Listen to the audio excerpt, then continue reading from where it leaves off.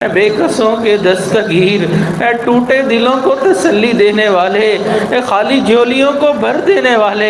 اللہ ہم نے بھی جھولیاں پھیلا رکھی ہیں، اللہ رحمت فرما دیجئے۔ پیارے اللہ تیری ایک نگاہ کی بات ہے، میری زندگی کا سوال ہے، اللہ ایک رحمت کی نظر فرما دیجئے۔ اللہ کبھی بھی اپنے در سے دور نہ فرمائیے، اللہ کبھی بھی خالی ہاتھ نہ لوٹائیے، اللہ کبھی بھی نفس و شیطان کے حوالے نہ فرمائیے، اللہ کبھی بھی غیر سے غیر کے حوالے نہ فرما۔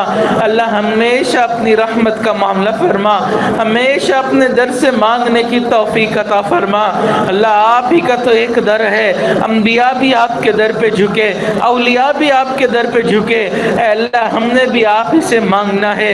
پیارے اللہ رحمت فرما دیجئے، کرم والا معاملہ فرما دیجئے۔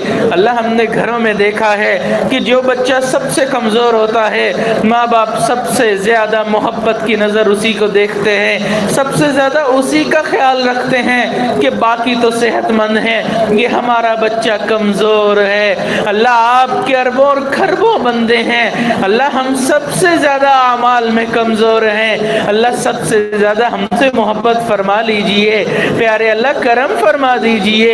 اللہ دنیا میں جتنے نیک لوگ آئے، اللہ کوئی اپنی وجہ سے نیک نہ بنا، اللہ سب پر آپ کا فضل ہوا تو وہ نیک بنے۔